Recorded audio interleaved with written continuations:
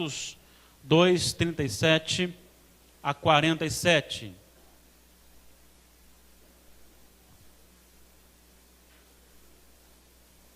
Assim Lucas registra: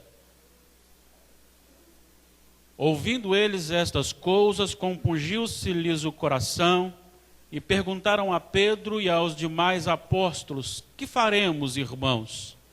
Respondeu-lhes Pedro: arrependei-vos e cada um de vós seja batizado em nome de Jesus Cristo, para a remissão dos vossos pecados, e recebereis o dom do Espírito Santo. Pois para vós outros é a promessa, para vossos filhos e para todos que ainda estão longe, isto é, para quantos o Senhor nosso Deus chamar. Com muitas outras palavras deu testemunho e exortava-os, dizendo: salvai-vos desta geração perversa. Então os que lhe aceitaram a palavra foram batizados, havendo um acréscimo naquele dia de quase 3.000 pessoas. E perseveravam na doutrina dos apóstolos e na comunhão, no partir do pão e nas orações. Em cada alma havia temor, e muitos prodígios e sinais eram feitos por intermédio dos apóstolos. Todos os que creram estavam juntos e tinham tudo em comum. Vendiam as suas propriedades e bens, distribuindo o produto entre todos, à medida que alguém tinha necessidade. Diariamente perseveravam unânimes no templo, partiam pão de casa em casa e tomavam as suas refeições com alegria e singeleza de coração, louvando a Deus e contando com a simpatia de todo o povo. Enquanto isso, acrescentava-lhes o Senhor dia a dia os que iam sendo salvos. Que o Deus da palavra nos ilumine e nos abençoe. Amém. Não se pode assentar.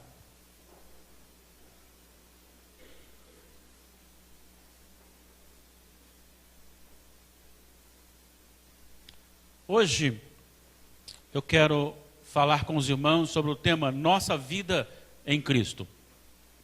Normalmente nós identificamos as pessoas pelo seu estilo, às vezes pelo modo de vestir, às vezes pelo estilo do cabelo, às vezes pela maneira de tatuar o corpo. Esses sinais e grupos se apresentam de maneiras diferentes e são identificados pela sua maneira de se portar, até mesmo, como diz, de se vestir ou de desenhar algo no corpo. E nós sabemos e identificamos pessoas diferentes quando nós as encontramos. Quando você encontra alguém que não é do local, você logo identifica: essa pessoa não é daqui, porque o estilo é diferente. Quando você está dirigindo e a pessoa da frente começa a frear muito, você diz: não conhece a estrada, possivelmente não seja daqui, ou é um novo motorista. Nós somos conhecidos pelas nossas atitudes.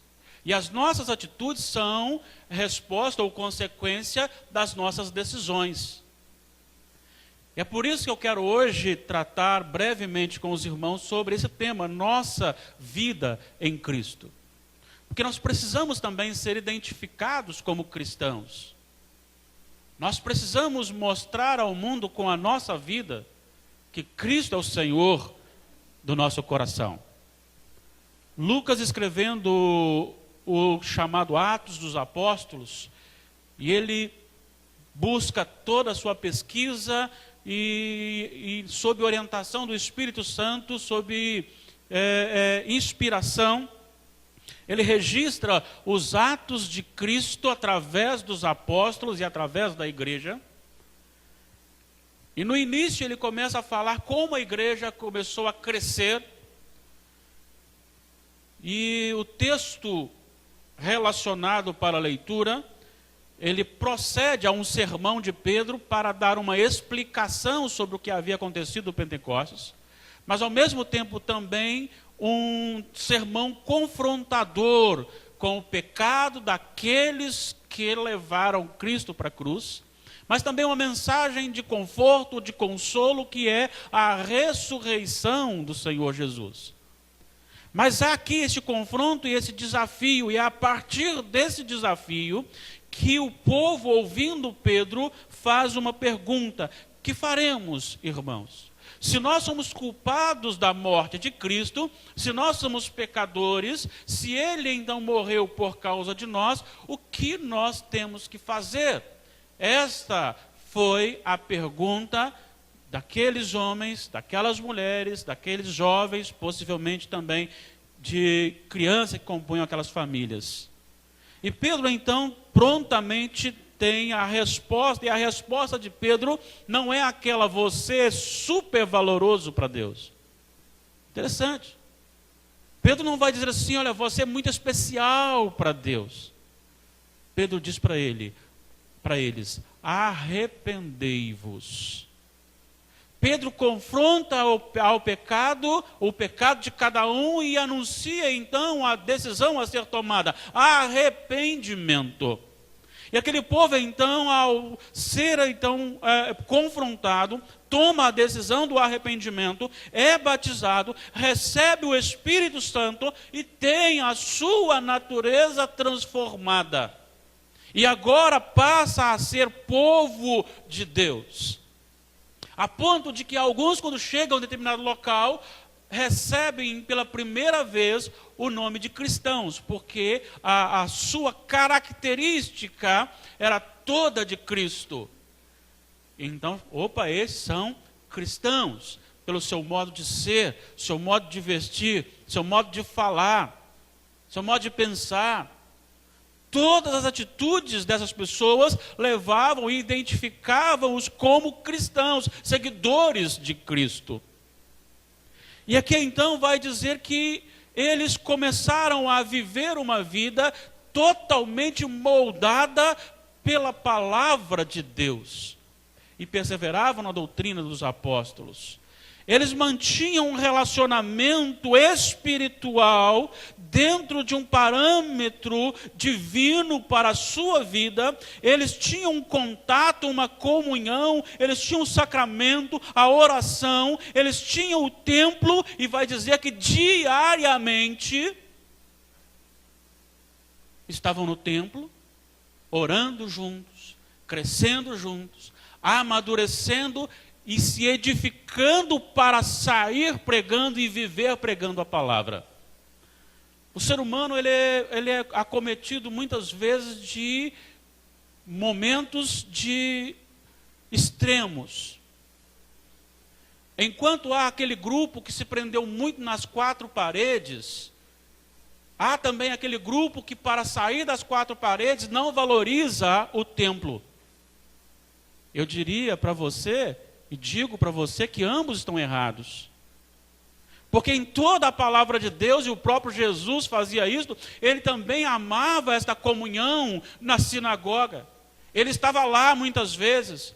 Claro que ele não ficava só ali, ele vivia o evangelho. E quando Jesus vai dar a lição e a instrução para os servos de Deus, o termo ide, pregai, é indo. Ou seja, vivendo prega a palavra. Não é simplesmente uma atitude, você sair com uma finalidade de um culto a prestar, mas é a sua vida constantemente pregando o evangelho. Esses homens, essas mulheres, esses novos convertidos, eles mantinham agora uma vida totalmente direcionada pela palavra, e ela era vivida e distribuída entre eles, dentro de um contexto de uma comunhão maravilhosa, quando eles não tinham ali uma posição mais de superioridade. Havia o respeito pela autoridade, mas todos estavam em comum, numa vida em comum, numa vida diferenciada, numa vida de serviço, numa vida em que o único a ser reconhecido era o Senhor Jesus. Eles se preocupavam com aqueles que estavam com dificuldades financeiras. Eles se preocupavam em distribuir aquilo que eles tinham em repartir aquilo que eles tinham, para que o seu irmão pudesse então não ter falta neste momento. O que tinha muito dava para o que tinha pouco, e ambos tinham o suficiente. Este é o Espírito de Cristo, pois Ele próprio disse: o Filho do Homem não veio para servir, mas veio para ser servido e dar a sua vida em resgate de muitos. Eles viviam esta vida com tal contentamento, não querendo nada externo, a ponto de tomar o lugar desta vida espiritual. E diz assim: tomavam suas refeições com alegria e singeleza de coração. E o texto vai dizer que as novas conversões, elas não se davam pela autoridade da igreja, não era aquele povo que era aquele pregador, que era um bom pregador, então ele ligava muito para Jesus, mas esta vida em Cristo resultava em novos convertidos, não pelos homens, mulheres convertidos, mas pelo acréscimo que o Senhor Deus dava. Enquanto isso, acrescentava-lhes o Senhor dia a dia os que iam sendo salvos. A igreja tem que se preocupar para quantos nós temos anunciado Jesus com a nossa vida, e não quantas pessoas nós temos ganhado para Jesus, porque quem dá é o Espírito Santo do Senhor. Nós temos aqui algumas lições que precisamos aplicar na nossa vida, porque será que dá para viver hoje a igreja primitiva? Em primeiro lugar, para viver a igreja primitiva, nós precisamos também fazer essa pergunta, talvez hoje: o que faremos para ser diferentes? O que faremos, irmãos? Porque faço aqui uma crítica, mais uma vez, à igreja evangélica brasileira. Nós perdemos essa essência. Nós perdemos a alegria e o contentamento. Nós vivemos em casulos denominacionais ou grupais. Nós pensamos que o que nós fazemos sempre é melhor do que o outro faz.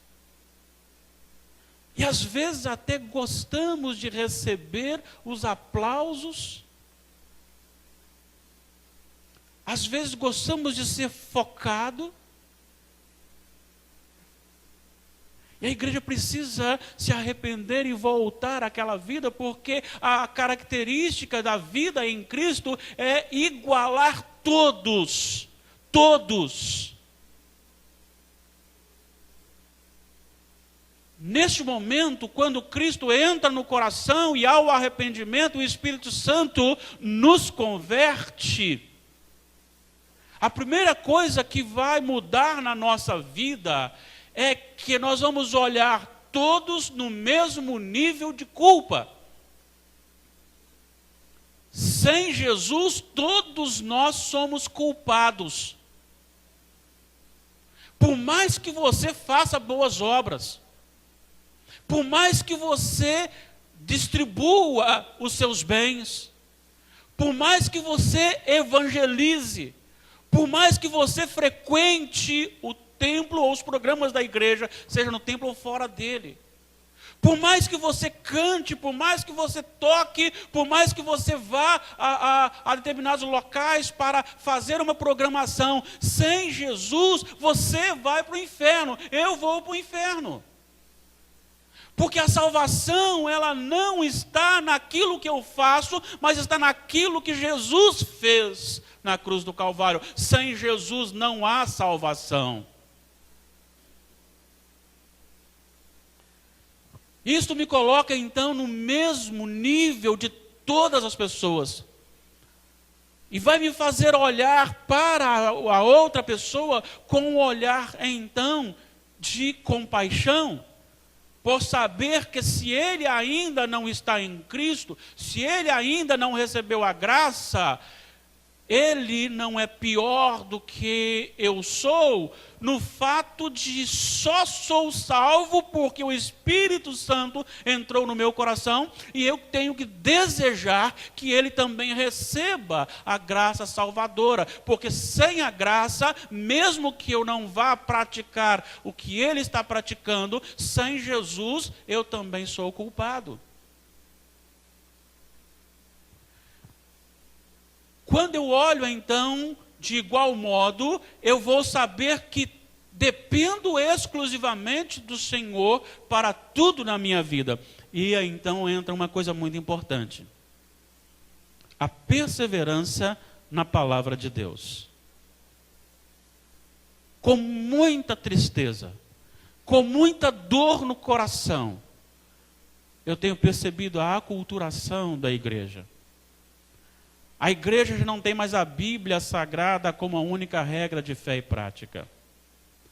Tem pastores, liderança, tem crentes que entram no casamento e se divorciam e pensam que por casar novamente já resolveu o problema.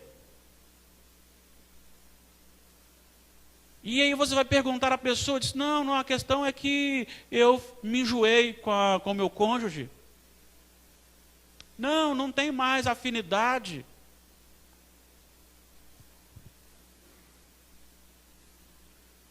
Eu vou lhe afirmar uma coisa. E a minha afirmação não se baseia no que eu penso. Se baseia no que o Senhor da igreja pensa. Ele disse, de modo nenhum deveis dar carta de divórcio, exceto em caso de relação sexual ilícita.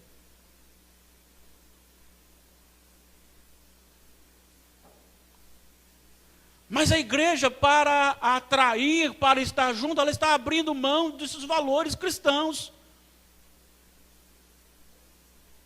A igreja está vivendo sem o parâmetro da palavra de Deus, não mais se persevera na palavra de Deus, na doutrina dos apóstolos. A igreja precisa acordar para isso e arrepender-se para voltar a essa vida simples de total dependência. Se a palavra do Senhor disse, eu creio. Se ela disse, eu creio e vou obedecer, mesmo que isso não esteja de acordo com o que eu quero fazer. Mas se Jesus disse, eu vou obedecer. Aquelas pessoas que anteriormente tinham sido os que levaram a Cristo à cruz, agora muitos estão sendo pela cruz direcionados. Mas como perseverar na palavra se eu não gosto de ler a Bíblia? Como perseverar na palavra se eu não gosto de estudo bíblico doutrinário? Como perseverar na palavra se eu não gosto de escola bíblica dominical? Eu tenho que estar no templo, assim como esses homens, diariamente, estudando juntos a palavra de Deus, crescendo junto na palavra de Deus, fortalecendo-me na palavra de Deus. Então, vejam bem, eu estou no mesmo nível de todos, vejo então todos culpados, mas ao mesmo tempo que vejo todos culpados, também vejo a graça de Deus sobre todos. E que cada um é limitado e pode errar. Se cada um pode errar, eu também posso. Então não posso julgar aquele que cometeu uma falha. Eu tenho que ajudá-lo a levantar da sua falha. Olha só o que havia nesses homens. Havia uma vida em comum, uma vida simples. Uma vida que não era direcionada pelos parâmetros deste mundo, mas pela palavra de Deus. E como é pela palavra de Deus, havia uma interação entre os irmãos. Essa interação, ela é maravilhosa porque comunhão, numa definição muito simples, é o que é meu é seu, o que é seu é meu. Ou seja, não existe ninguém melhor do que ninguém. Essa igreja tinha esse convívio, primeiro com Deus, vertical, e como resultado um convívio horizontal, saudável. uma preocupação em um ajudar o outro em tudo na vida. E para que não acontecessem ali muitas falhas, algo que eles faziam sempre junto era a oração. Perseveravam na oração, no sacramento. Irmãos, eu fico triste quando alguém é capaz de saber que é dia do sacramento da Santa Ceia e ele sai.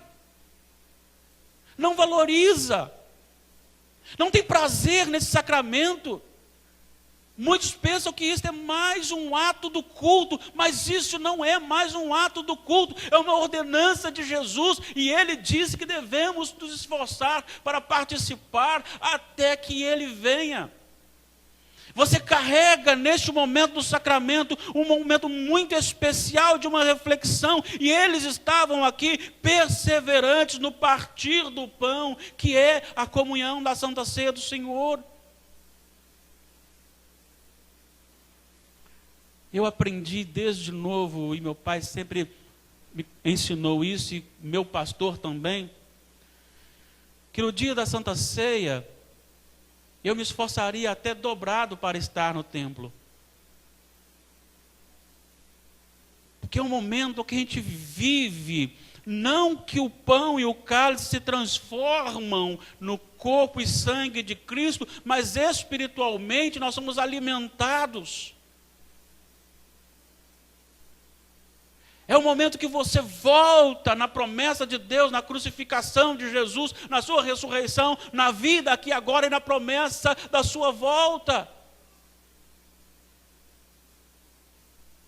Essa igreja tinha essa simplicidade, este prazer em Deus, este contentamento em Deus, este relacionamento nesta comunhão.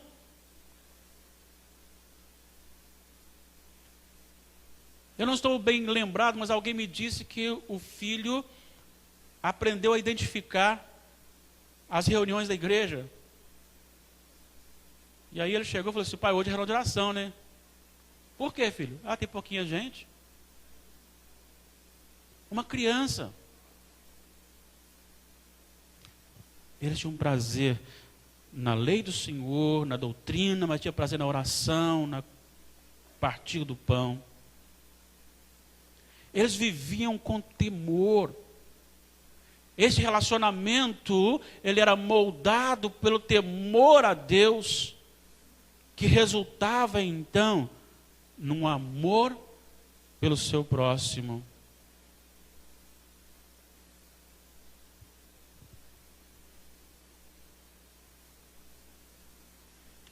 A expressão que mexe comigo é: todos que creram estavam juntos.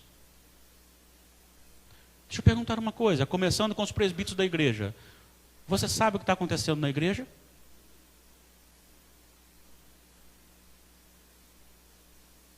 Começando com um conselho, você sabe o que está acontecendo na igreja?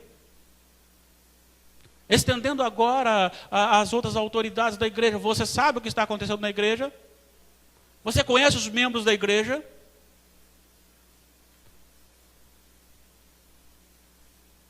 Eles tinham um conceito de viverem juntos.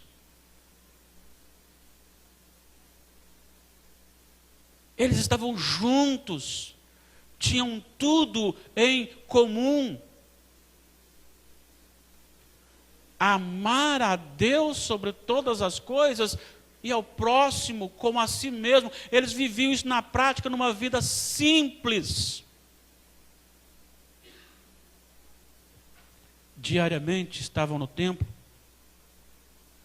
Nós temos um agravante hoje, e hoje na nossa aula de escola dominical foi detectado sobre coisas que impedem que os filhos possam ir a Jesus, e uma das coisas que foi detectada lá é justamente essa questão. Nós nos preocupamos muito com a vida financeira, intelectual dos nossos filhos. E às vezes até acrescento, nós queremos ter tanto dinheiro para que o nosso filho tenha o mesmo nível dos filhos dos outros. E aí trabalhamos demais. E as coisas espirituais ficam em segundo plano. Essas pessoas estavam juntas constantemente, e o templo, o culto, era o local sagrado em que eles estavam presentes todos os dias para crescerem na comunhão. E todo aquele que vive em Cristo, este tem contentamento de vida. Talvez uma das mais graves situações seja a falta de contentamento entre os cristãos. Isso leva a não parar no emprego, isso leva a arrumar 2, 3, isso leva a não ter firmeza no casamento, isso leva a não ter firmeza com um namorado ou namorada, isso leva a não ter firmeza em lugar nenhum, mora aqui, mora ali, mora lá, não para em lugar nenhum, não tem alegria, não tem prazer, porque falta Jesus na vida, falta contentamento. Deus me deu uma bênção. Eu passei 4 anos em Belo Horizonte, estando lá de segunda a sexta. E nos 4 anos, eu acho que eu posso contar as vezes que nós tivemos lá um pedaço de carne no nosso almoço. Jantar não tínhamos.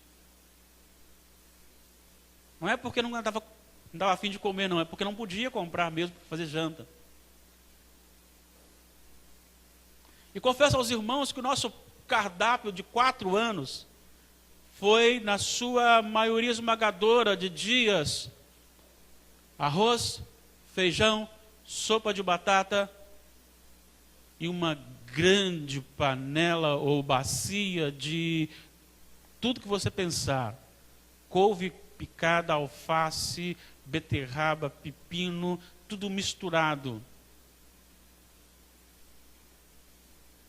E vou dizer outra coisa, isso era ainda de segunda, porque nós descíamos no sacolão, e o sacolão tinha uma divisória. A primeira divisória era o legume e a verdura de melhor qualidade, fresquinha. Não vendeu naquele dia, jogavam para o segundo plano, que ficava meio murcha, então era lá que os seminaristas iam comprar, e nós comprávamos ali. Mas Deus me deu algo tão maravilhoso que em momento algum me fez falta a carne.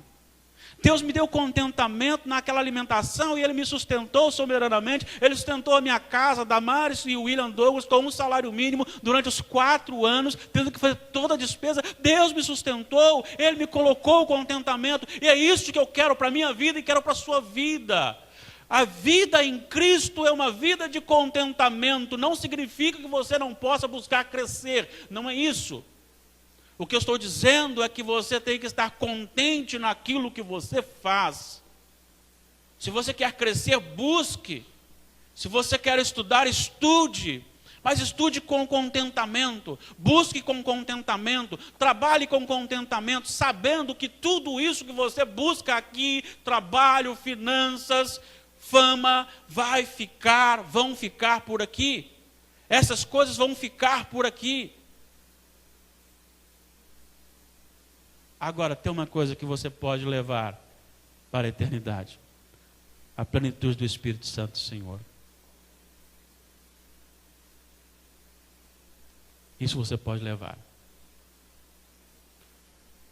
2 mulheres. Jesus chegou.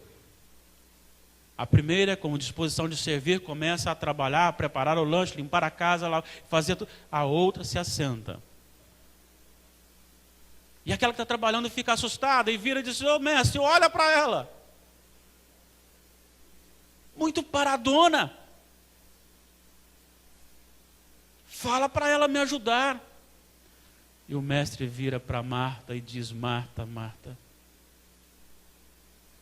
você está preocupada com comida, com limpeza. Sua irmã Maria escolheu a melhor parte. E vou dizer uma coisa, não vou tirar isso dela não. Porque essa comunhão ela leva. Sabe que alguém pode olhar para você e falar assim: tem um cristão ali. Por quê? Porque ele continua sendo atrasado, seguindo a Bíblia.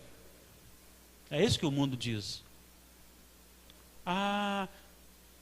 Tem um cristão ali. Por quê? Porque ele ama a Deus sobre todas as coisas. Ah, tem um cristão ali, por quê? Porque ele ama o próximo.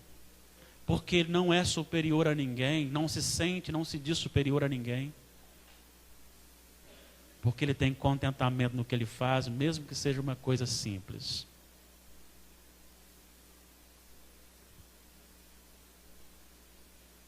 Suas atitudes comprovam que a sua vida está em Cristo? Viva o Evangelho.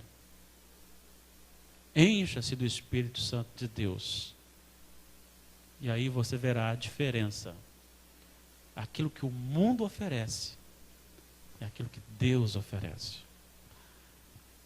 O que Deus determina como doutrina e o que o mundo lhe oferece como doutrina. Diga não para o mundo. Diga sim para Jesus. Arrependa-se. Encha-se do Espírito Santo e viva para a glória de Deus. Deus abençoe a sua vida e a minha vida neste momento. Amém. Estamos chegando ao final. Eu quero perguntar a você. Você que está aqui, eu não conheço todo mundo, possivelmente. Algumas pessoas talvez não conheçam. Talvez já tenha visto, mas como não sou muito bom em fisionomia. Mas eu queria perguntar para o seu coração neste momento. Vocês têm certeza da sua salvação em Cristo? Você não quer fazer um concerto com Deus? Ah, meu amado, minha amada, não saia daqui sem fazer isso com Jesus. Arrependa-se do seu pecado, da sua vida de transgressão. Abra o seu coração e seja direcionado pelo Espírito Santo, Senhor.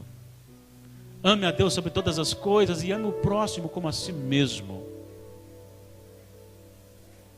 Essa é a vida que Deus quer para você. Foi assim que Jesus viveu.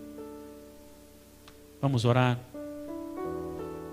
Antes da oração, quero dizer que eu desejo que o seu coração seja pleno de Deus e que a sua semana seja muito abençoada.